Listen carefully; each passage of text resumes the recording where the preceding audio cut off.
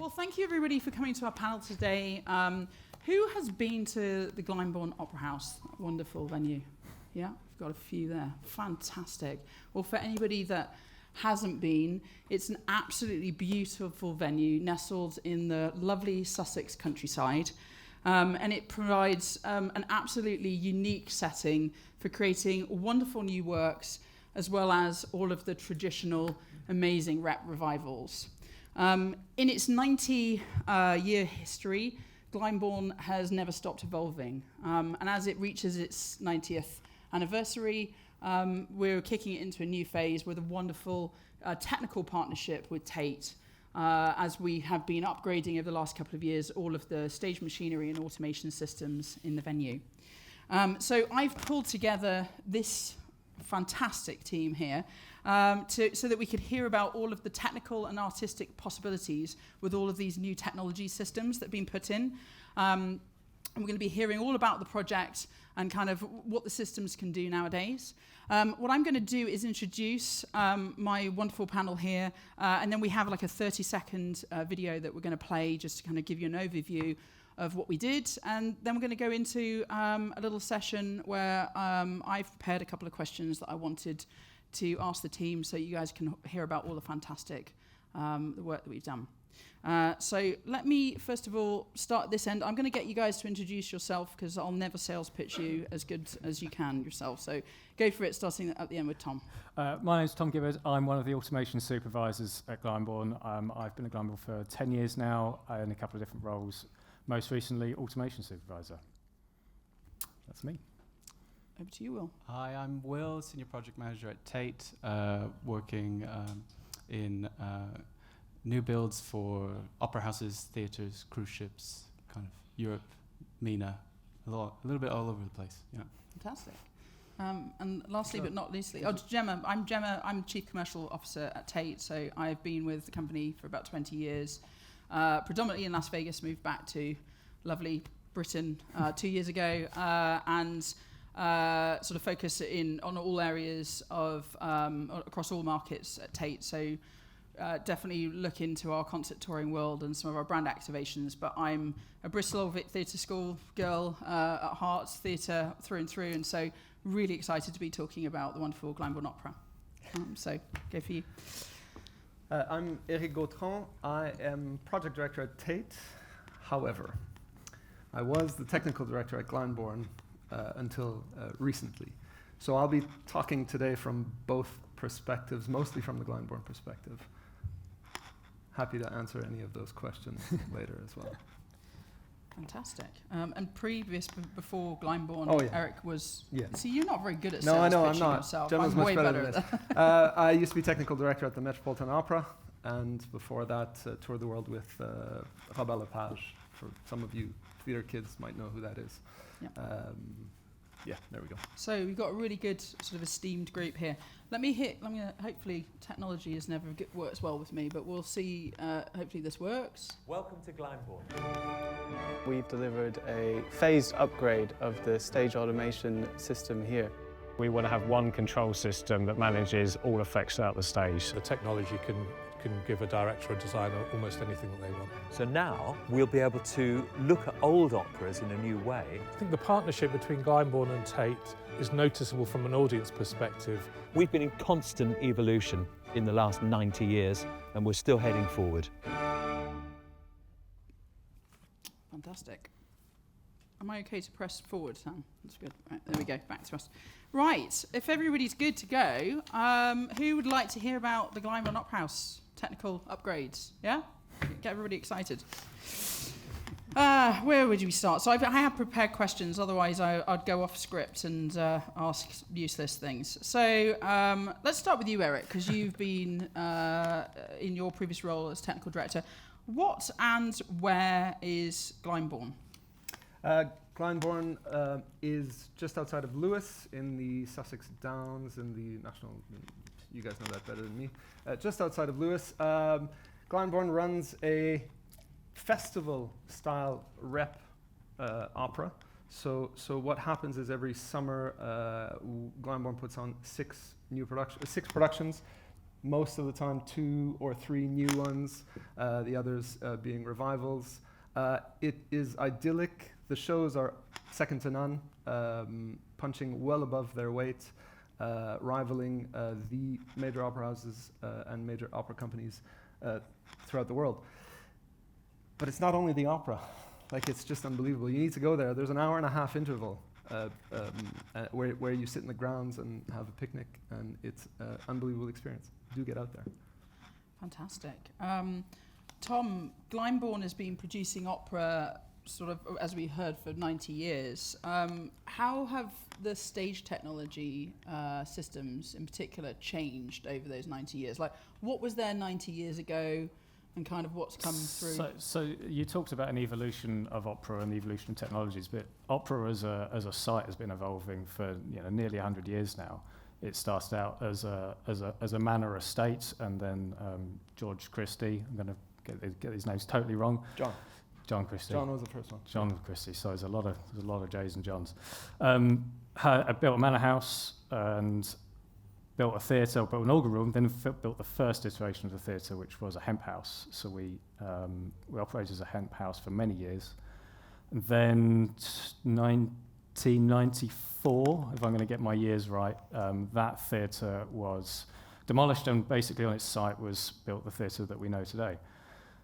However, when that venue was built, it was built with a double purchase counterweight system in which served the venue very well. And to be honest, it still served the venue well when we chose to make that change to automation. But it was starting to limit our levels of creativity, which is why we took the bold decision to upgrade from counterweight house and install a brand new automated system with all the bells and whistles and creative possibilities that come with that. Fantastic. Presumably, when you were planning this renovation, there were some clear project goals, or goals really, that were from the board and from the senior leadership, but also from the technical leadership team. Like, what were those goals that you were looking for? 3 key goals. Health and safety being the first one. I think Tom has an interesting metric there that we can talk about this summer's festival. Efficiency, right? And by efficiency here, I mean minutes on a changeover. So the repertoire context that Glyndebourne runs is the madhouse, right? So it's rehearsal in the morning, changeover in the afternoon, performance in the late afternoon, evening, overnight changeover, back into a rehearsal in the following morning, and rinse and repeat for 15 weeks, 16 weeks. It feels like it never ends when you're in it.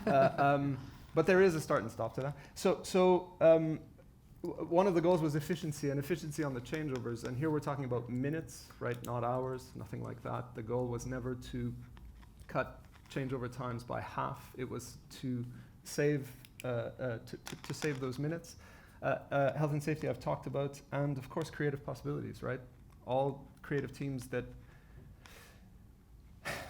well, not all. Most creative teams are looking for bigger, better, faster, more, essentially, right? And I think as audiences, that's what we're all expecting as well. So to be able to deliver that, we needed to upgrade. Cool. So Will, just sort of turning to you, because you were the project manager, what capabilities and sort of products were installed?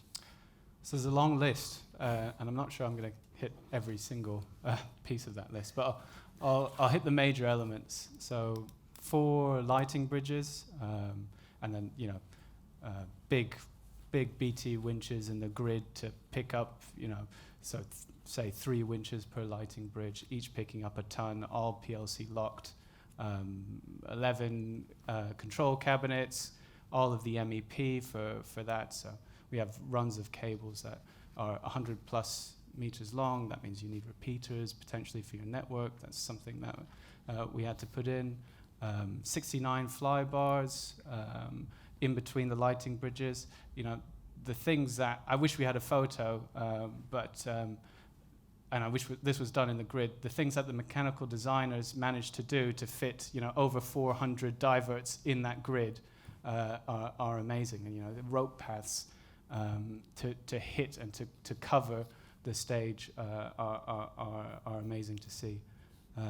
As well as that, we've got 4 multi-purpose winches that move around, and Glyndebourne use as and as and when for traverse and lifting lines, pinch drives, which run an in-house revolve, portable cabinets to run those. Yeah, point hoists, 14-point hoists to give them pickup points across the stage, and as well as that, we installed console plug-in points at basement, stage, and at grid level, just kind of giving them as much coverage as they could.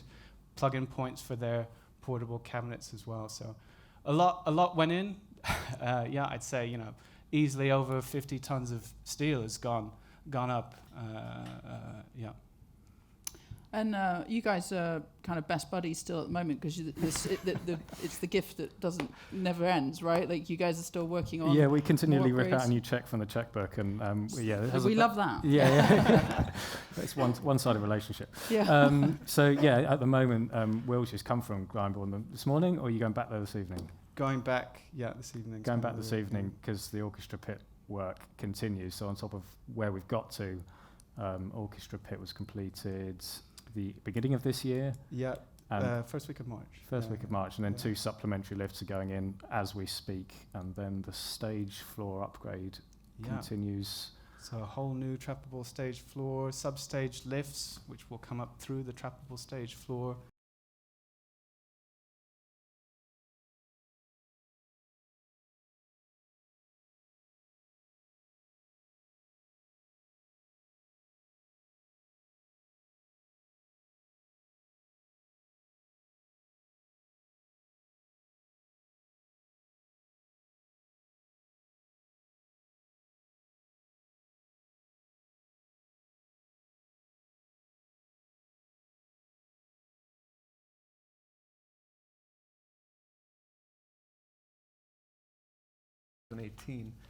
All of that work has been done without ever losing a performance, and I might even stretch it in saying we haven't even lost a rehearsal. I think that's right, yeah. So the collaborative work was key at the heart of this, and it was key at the heart of this, and it continues to be key to be able to deliver seamlessly. Great. So, Eric, what is the audience experience attending production at Glyndebourne, and how does the sort of TAIT technology partnership that we've been talking about between TAIT and Glyndebourne, how has that sort of affected that experience? So what's in it for the audience, basically? So it's the little gains, right? So one of the you were talking that I'm not very good at sales pitches, right? So when I stood in front of the board to say we need to do this, my promise to the board was to make sure that the audience didn't notice a single thing on the repertoire shows, right? So they would get exactly the same show that they would be expecting on the repertoire shows, right? So these are shows that are well established, that they know. And I think the best example of that, and you guys can speak to this more precisely, but the Rake's Progress, right? This is a production that was created. It's in the old theatre, so this was in the Hemp-House. It's the David Hockney designed Rake's Progress. We actually managed to improve it in its last iteration with the fly system, with the new automation system. By simple little things, gaining seconds or finding seconds on each changeover, because this is one of these classic tableau shows where the front cloth would come in. So on that, the audience wouldn't notice a thing, right? And that was the sales pitch, and I think everyone collectively delivered on that. Don't go into sales, okay? I'm not going to. I'm not planning to. Now the other thing is all of the new expectations as audiences when we're seeing traditional or classic opera. We're setting the bar higher and higher as audience members to see more spectacle, right? We want to see a show. We want to see something spectacular. With this automation system, Glyndebourne has managed to just integrate all systems more seamlessly together, right? So perfect example, classic show, Midsummer Night's Dream, performer flying in it. Used to be an independent system that would be piggybacking on top of the on top of the counterweight system, and it was always done. It was done safely. There's no issues there. But now with this, with the automation project in place, the ability to actually have all of that sequencing and all of that queuing, you know, these are basic things, but it allows to deliver that flying effect repeatedly, safely, and with all of the spectacle that people expect. New productions, of course, balancing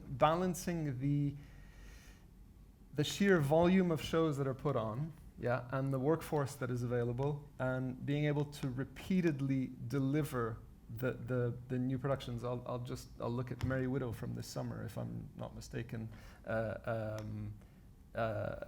Required, yeah, probably wouldn't have been delivered in the same way had it been the traditional counterweight system. So these are, you know, we're keeping up with what those audiences expect. What the Royal Opera House can do, Glyndebourne can also do in that spirit. Can we meet West End spectacle? Yeah, I think Glyndebourne can meet West End spectacle now. Mm-hmm. Now. Fantastic. Yeah, great. Presumably, Tom, there's some efficiency gains that you've got just from sort of unloading and loading counterweights and things like that, right? From Yeah, I mean, this is where I've got a great opportunity to pull some figures out of my pocket on this one. So we run how we manage our day-to-day operations is it's automated as well now, and it gives us the ability to track what we do year on year, season by season, and see how terrifyingly large those numbers get without us realising. 10 years ago, we didn't really know what we did over the course of 6 months, and we all patted ourselves on the back and went, bloody hell, that was a really hard season. Where the last 2 years we've managed to pull together the figures.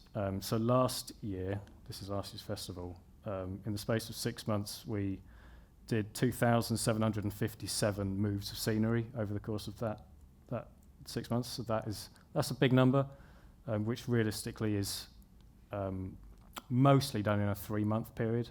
That saved a total, if we were still a counterweight house, of 812,000 kilos worth of counterweight, which is a lot. So that was last year. This year we've more than doubled that. That was 4,334 scenic movements in the course of afternoon and overnight changeovers, which saved a staggering 1.66 million kilos of counterweight not loaded. And Eric was speaking about the health and safety implications.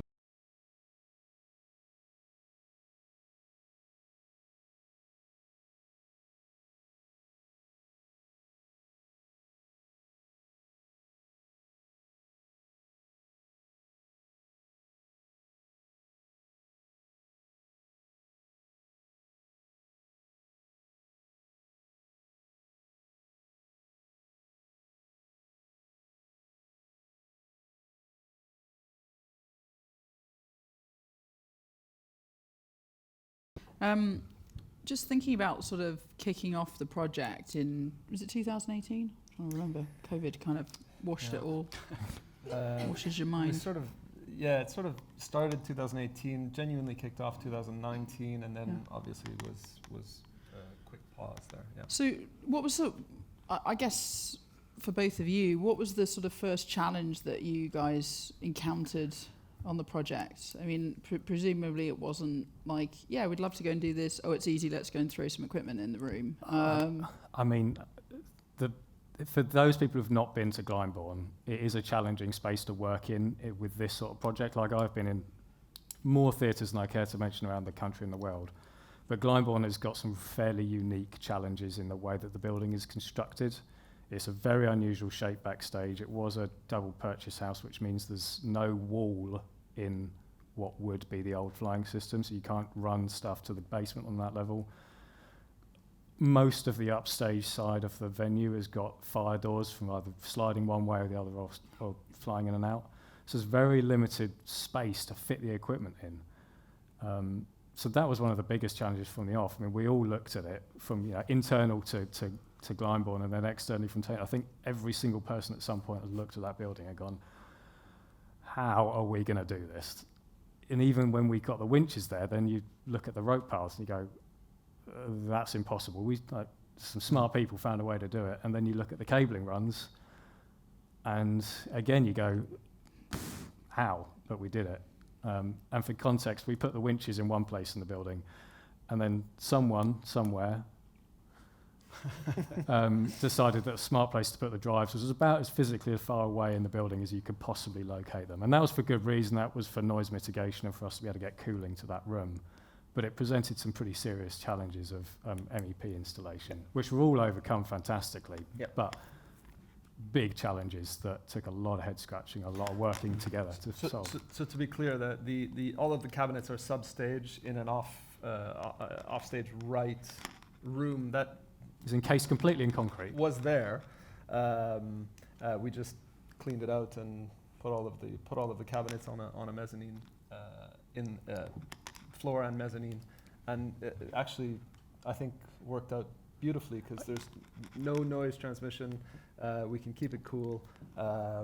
And if there ever is issues, and occasionally there are issues, you're not on stage sorting those issues out if they're in the cabinets, which is nice because you're not in a mid-performance, in the middle of a performance in pitch black with stage manager running around it. So you are in a bit of a clinical clean space if you are needing to problem solve, which happens rarely.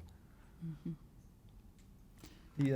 The other thing about the physical space is it's not a huge theater. It's a comfortably sized theater, but we rammed it with as much equipment as we possibly could, trying to get another 25 years out of it without having to come back to this too quickly. That essentially was the idea. I mean, you were part of the team that were actually bolting the winches to the wall there. That was hands on. yeah. 100%. So the winches are double stacked in where the counterweight cradles would have run. I'm just looking around the room. There's a few people that spent a lot of time looking at that wall, I think. But yeah, essentially, everyone working together. I think, everyone working together in site survey after site survey on the back of. We started with a 3D scan of the theatre, of the stage house. And that was our starting point. And of course, for those of you who have spent time doing 3D scanning of such a complex space, it has certain inaccuracies that needed to be double checked. And both teams worked collaboratively to get those double checked. And I think that allowed us collectively to fit all that equipment in that space. Yeah, we discovered things in that 3D scan that we didn't know in the venue for 20 years. Like the whole building is not actually square to itself, which most theatres are not, granted, but we didn't quite realise how wrong it was. So, Will, with that we've heard about all of the equipment.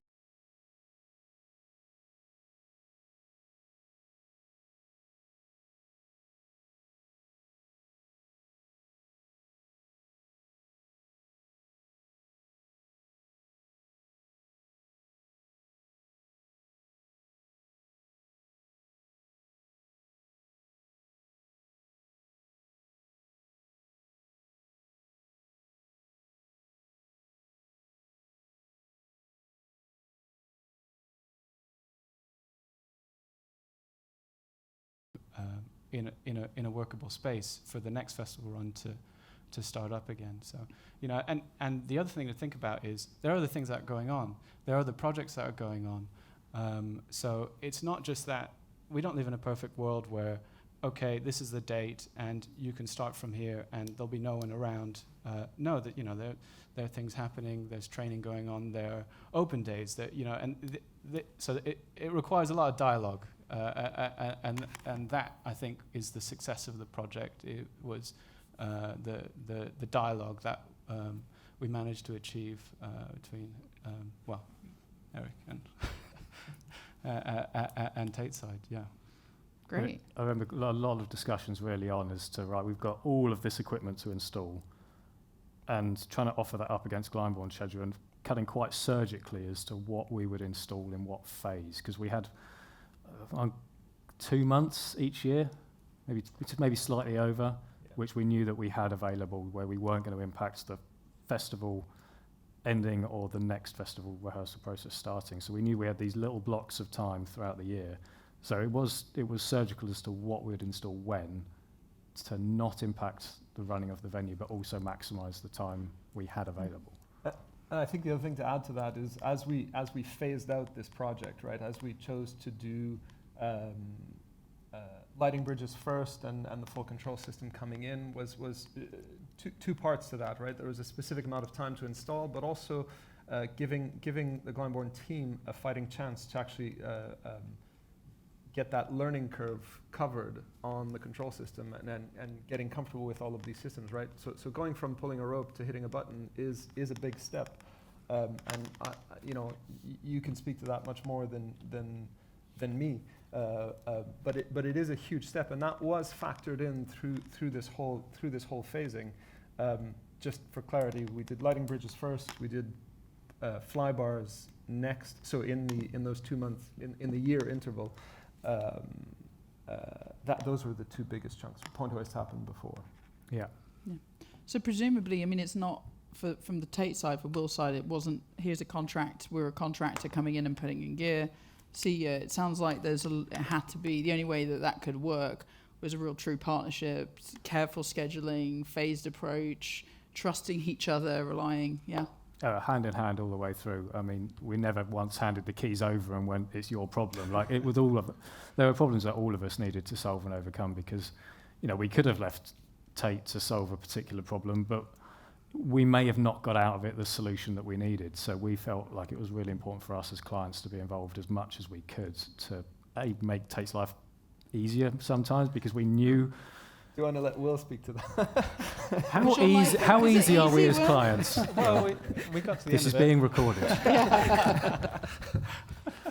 No, I'd agree 100%. I think that there are some challenges that, it needs to change. And I think what was interesting, what continues to be interesting, is the planning horizon for an opera house is so far in the future, right? Whereas if you're in a projects business, you're thinking about your project as a discrete thing, but suddenly we're in a phased upgrade, and suddenly we're planning way in advance, and that unlocks quite a lot, I think, in terms of what capabilities we can put in and what kind of nuances in Glyndebourne's schedule we can find a gap to install what we need to install. Tom, have there been any unexpected benefits from anything that sort of came out that you were like, wow, I didn't actually think that was going to work out as well as it did, or anything that there's probably a few. I mean, some of these we could have anticipated, but others, it's being part of an ecosystem, I think. So there's a couple of technical ones, and there's a couple of human ones. Technically, we're starting to link together systems which we never really set out to link together. So you've in every venue you've got a lighting network, you've got an AV network, and now suddenly with this automation network, and we're like, I wonder if we connect those, what we can do. Actually, it turns out we can do quite a lot. We can do motion tracking between us and video. We can trigger Alex cues, which takes some tax off of the show caller. That also means we can achieve really complicated visual effects, because what we do is we move stuff, but we don't light it. But actually, if you can tie those two things together, you can create much more dramatic effects, because it all just happens perfectly. And the audience, we know when we're looking at stuff, if you could see a slight time delay, so if we can remove that from single source of control, we will. A couple of other technological ones have snuck in on the background, not that I can remember them now. Human-wise, it's given us the ability to link up with other venues in ways that we didn't expect to. So there's a lot of venues around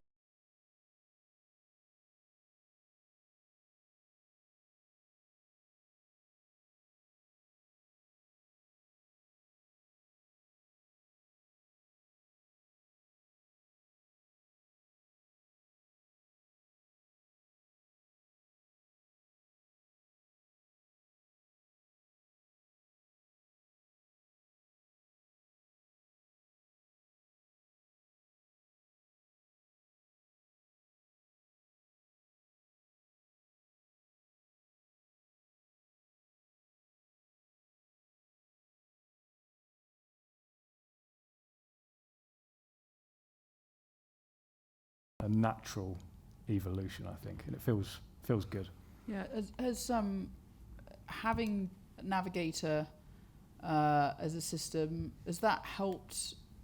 Does it help you at all in having like recruitment or anything like that? You know, you're a non-London venue, so it's probably always a little bit more difficult.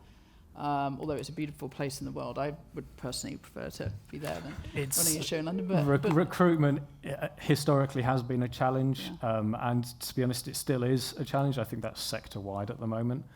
But the advantage that the Navigator backbone and increasingly IQ, which sits on top of Navigator, brings us is that there's an increasing field of venues, operators, cruise ship operators that are coming onto this platform, which means that we can, in a job advert, we can say we run this control system, and people will go, oh, I know that control system. I've got something to offer, which I know that other people don't, and that is we are reaping the rewards of that now. People coming into our space, knowing the system. yeah, and certainly they're training on it in theatre schools or universities, and sort of, as you say, cruise ships and then other venues. The IQ platform is relatively new, so it's we're just starting to see that come through now, but it's definitely helping, and people are coming to us knowing that we have that platform. Yeah, that's great. Anything else before we open up to questions? Or anything that you guys wanted to kind of share about the project? Anything else, or about, like, you know, just your thoughts about sort of benefits or exciting things? Yeah. So at the start of this, we you know, I just want to touch on the process just a little bit. Putting a Glyndebourne hat on. So Glyndebourne chose to go down a non-traditional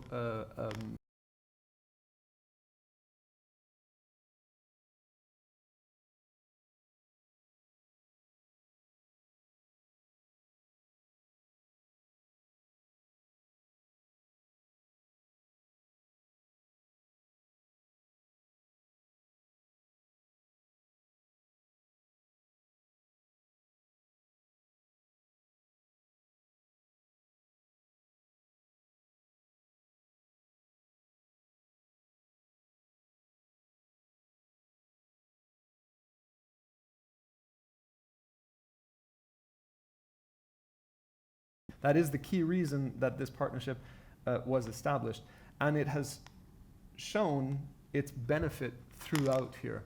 So to give everyone a very tangible example, we originally said, Glyndebourne originally said, we want a winch, we want to pick up 1,000 kilo, and we want it to move at 1.2 meters a second.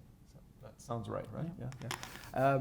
And then we put the budget on the table, and we put that beside the proposal, and we said, is there a way for us to optimize this? Oh yes, and there was a space question, so I might get this wrong, you guys jump in if I get this wrong, but we wanted to, because of the space we had available for the drives, we wanted to choose the right drive size so that they would fit in the available space. Therefore had an influence on the spec, therefore had an influence on the budget, therefore had an influence on a positive influence, in the sense that we optimized.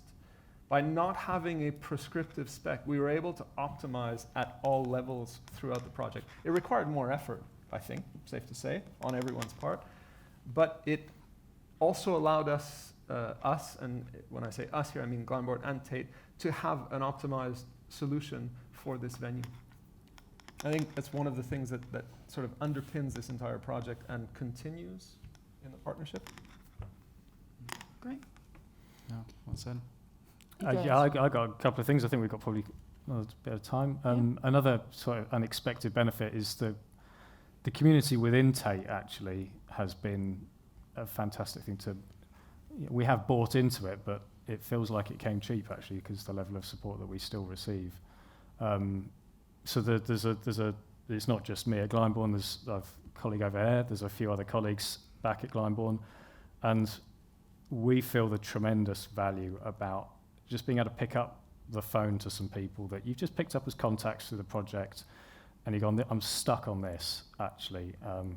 You've got the Kit Walkers, the Dan Murphys, the Joe Shepherds. That realm of people who just if you've built that level of relationship with them, they're happy to just see what you're doing and go, oh, you've missed a semicolon there in that expression, or have you just thought about using this tool slightly differently? And it's just building in that continuous learning, which is fantastic for us as a venue. And actually, sometimes it's really good as a reciprocal, because TAIT don't always have people in the venues all the time. They don't really understand intimately what a rep opera house does sometimes, where actually that's what we're experts in. That's what we do day in, day out. So it's great to be able to feed back into that TAIT ecosystem in ways that we challenge the building and the equipment that we're using it in ways that probably the engineers never dreamed that we do. Because we do some pretty crazy stuff now and again. So it's great to be able to have a seat at that table, and actually that's a benefit for all with sort of the development of the IQ platform. Much of it was built and designed for the operations at Glyndebourne as a rep house, which have continued to roll out to other rep houses around the world. So we're really proud of that at Glyndebourne, that we've been able to further that software platform for others. I think it's also worth touching on the non-standard equipment that was put into Glyndebourne. The sort of the multi-purpose winches, they were designed for us. We wanted a winch that we could basically put in a truss, because we don't have a lot of room. A lot of the time we can't put winches on a fly floor and run wires up and around, because that effect will only be there for the space of 6 hours a lot of the time. We need to keep things as flexible as possible. So everything was built for a mind of flexibility.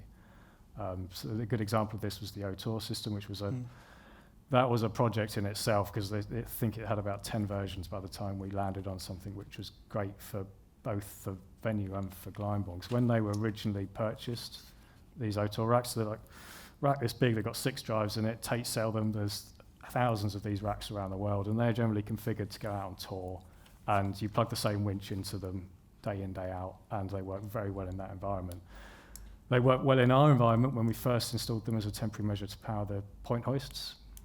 Worked fantastic for that, but then we bought them and went, we want to use these as temporary drive racks for day-to-day operations. And as our inventory has grown, we find more and more different ways of using and plugging different winches, different pinch drives into these. And we decided quite early on that the system of having this rack set up in a particular configuration at the beginning of a year and expecting it to remain the same throughout a creative process is a fallacy. It wasn't going to work. So we worked very hard with TAIT backwards and forwards, and we've come up with a solution which works brilliantly now, where if we've got a rack configured to do an effect, and then for one show, and that show's running, and actually there's a spare drive slot, and the next show which goes into rehearsal, the creative team says we want to do this mad thing, it gives us the ability, we can say yes to that now, confidently knowing that overnight we can configure this rack ourselves as clients, and we can say yes to creative team. I think that's the biggest win for people on that creative team at Glyndebourne, is that we don't really like saying no, but previously there's a lot of compromises we may have to make, where now we're really empowered as an automation team to say, yes, we can do that. Often it takes a visit to the pub with a pen and a pencil to figure that out, but we can say yes. Yeah. Like, that's and the creative teams have really come back, and they've been amazed a lot of the time at what we can achieve, and that is, you know, as someone who that's massive for someone who sits in my seat. Yeah, fantastic. Well, look, we've got a few minutes left. Is there any questions out there? I just wanted to make sure if there was any burning questions that we got those answered before the end of the panel.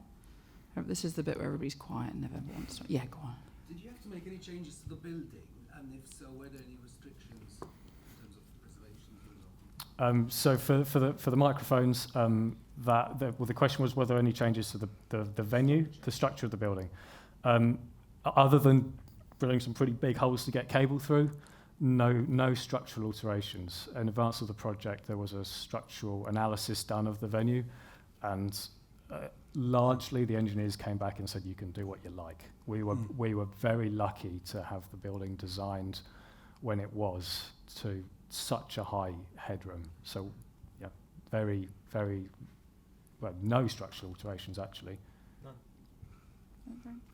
Thanks for the There was question. some addition of secondary for facility for ease of installation, but nothing required. I mean, No hats off to reinforcement, yeah. hats off to Hopkins, Hayworth Tompkins. Sorry, am I getting that right? Hopkins. Hopkins. Yeah.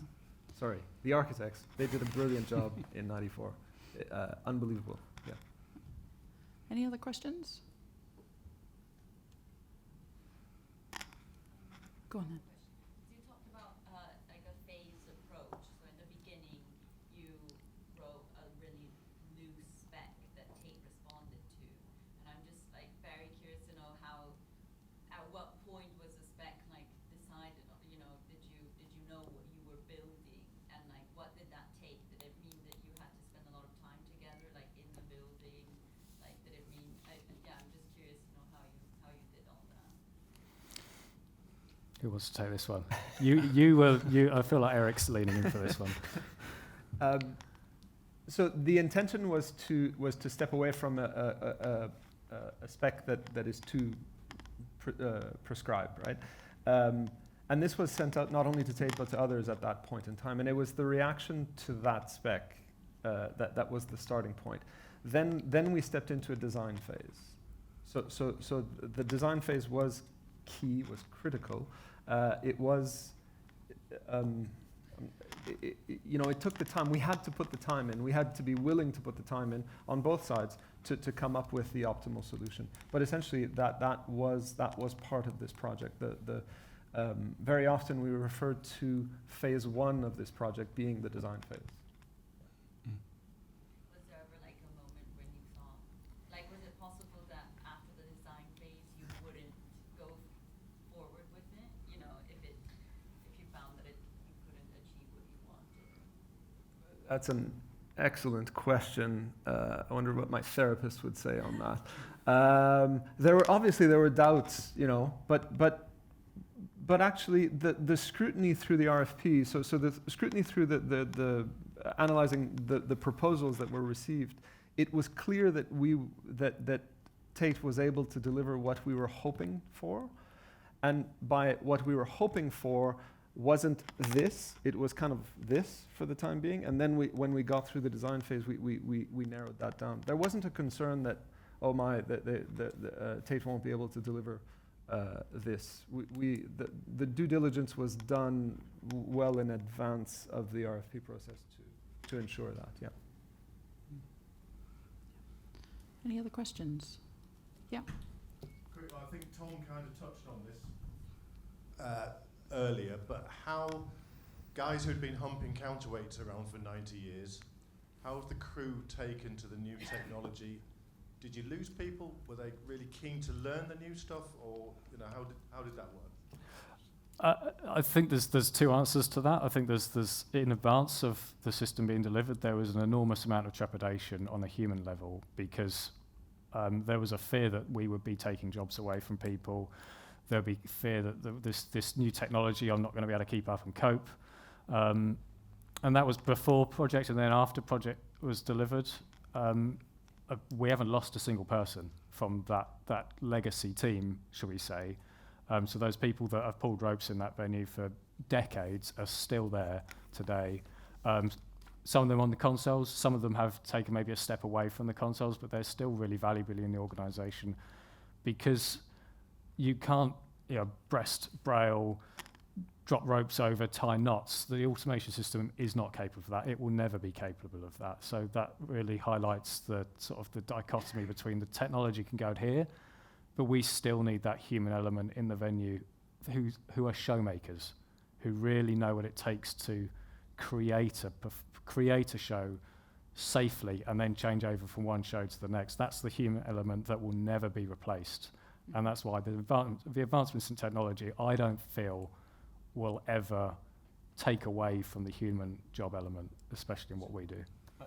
I'd love to add to that in those very early discussions with board members and with the top brass at Glyndebourne, it was never on the table to lose jobs, right? It was about reskilling, and it was about bringing people along for the journey. Yeah. And I think it's safe to say that as Tom just stated, we Glyndebourne managed that quite well. Yeah, well, the team is bigger now than it used to be. It's not smaller. We didn't lose people. We've gained people. But there was an effort on that. There was a clear effort on that. And I think for those who might be considering this in the future, focus on the team.